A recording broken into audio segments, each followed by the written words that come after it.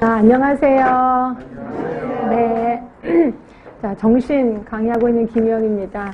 우리 앞에 잠깐만 그 차례 부분을 보실래요? 우리 차례 부분을 보시면, 저는 이제 문제풀이를 어떤 식으로 할 거냐면, 처음부터 모의고사로 안 들어가고요. 그 다음에 이제 단원별로 일단 문제를 냈습니다. 그래서 1번에 뭐 정신건강 간호의 이해, 인간의 존중에서 단원별로 문제를 쫙 냈고, 그 다음에 이렇게 해서 전체적으로 한번 복습을 한 다음에, 그 다음에 이제 모의고사 쪽으로 넘어갈 거거든요. 그래서 여러분들이 앞에서 이 개념 부분을 할 때는 우리 여름에 했었던 이론 책 있지요. 네, 그거 좀 갖고 오시는 것도 도움이 될 거예요. 물론 제가 나름대로 유의물은 갖고 오긴 했지만 혹시라도 기억 안 나시면 이론책을 보면서 아, 이런 게 있었구나라고 할 수 있게끔 해주시면 되고요. 그 다음에 맨 처음에 했던 이해나 인간 존중, 치료적 인간관계 의사소통 이런 것들은 문제가 제법 나옵니다.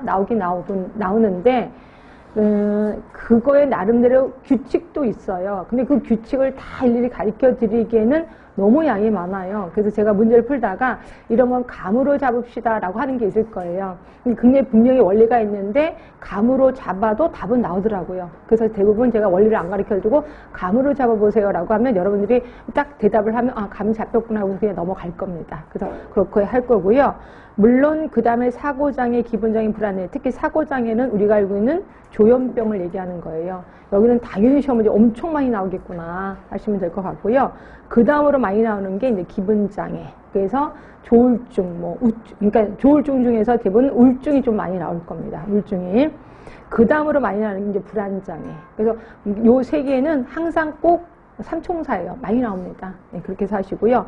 나머지들은 뭐 대부분 끊임없이 나오긴 하는데 그렇게 많이 나오지는 않을 거예요. 뭐 신체형장애라든지 성장애. 특히 성장애 같은 경우는 좀 붐을 타기도 합니다. 어떤 때 좀 많이 나오기도 하고 어떤 때는 조금 나오기도 하고 이런 식으로 나오고요.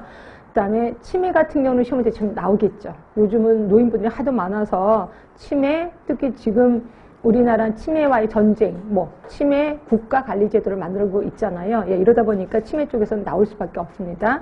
치매 쪽은 보실 거고, 그 다음에 섭식장애나 발달장애, 그러니까 섭식장애는 그렇게 많이 나오지는 않을 거예요. 이렇게 보시고, 그 다음에 발달장애 쪽은 애기들에 해당이 되기 때문에 이것도 조금 나오긴 할 겁니다. 예, 그런 식으로 해서 대부분 우리 정신간호학이 여러분 발목은 잡지는 않을 거예요. 이게 이렇게 보면 간만 있어도 웬만큼 답은 써서 이것 때문에 떨어졌다는 걸 진짜 여태까지 한 번도 못 봤습니다. 그래서 정신간호는 문제를 조금 많이 풀다 보면 하나의 규칙도 발견하게 되고 대부분 나왔던 문제들이 또 나오고 그래서 웬만하면 수월하게 넘어갈 겁니다. 그렇게 해서 잔소리 이 정도만 하면 될 것 같고요. 우리가 문제가 많으니까 문제를 바로 들어가도록 하겠습니다. 자, 맨 처음에 보시면 이제 정신간호 이해 부분부터 들어갈게요. 혹시 미리 다 풀어 오셨나요, 문제? 네, 풀어 오셨다고 그러네요.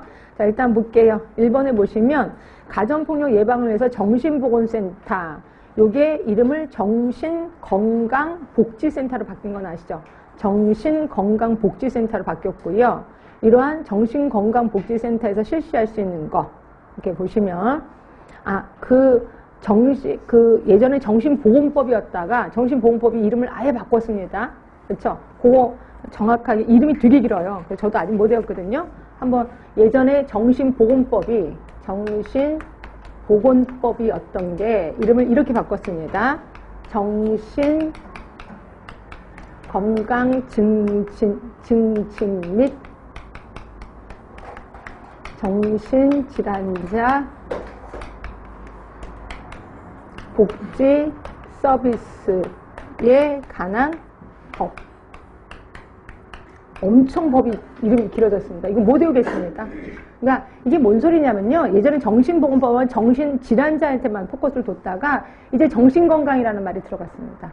우리 지역사회에서 보면 건강증진 이런 얘기 들어보셨을 거예요. 이것처럼 정신건강증진에 대해서 포커스를 좀 뒀다라고 보시면 되고요.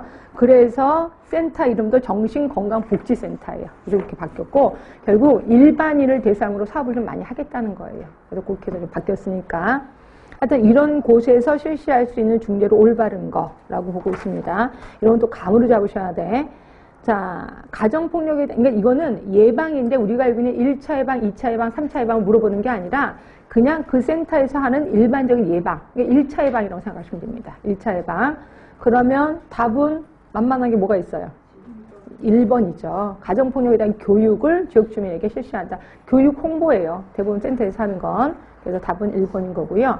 자, 2번은 우리가 알고 있는 1차 예방, 2차 예방, 3차 예방. 이걸 구분할 수 있느냐라는 거거든요. 자, 일단 풀어오셨으니까 1번 위기 중재를 말한다. 몇 차? 몇 차? 대답이 없으세요? 2차. 자, 2번입니다. 치료 기간을 단축하는 거래요. 2차지, 2차. 자, 세 번째입니다. 치료 비용을 절감하는 거래요. 2차.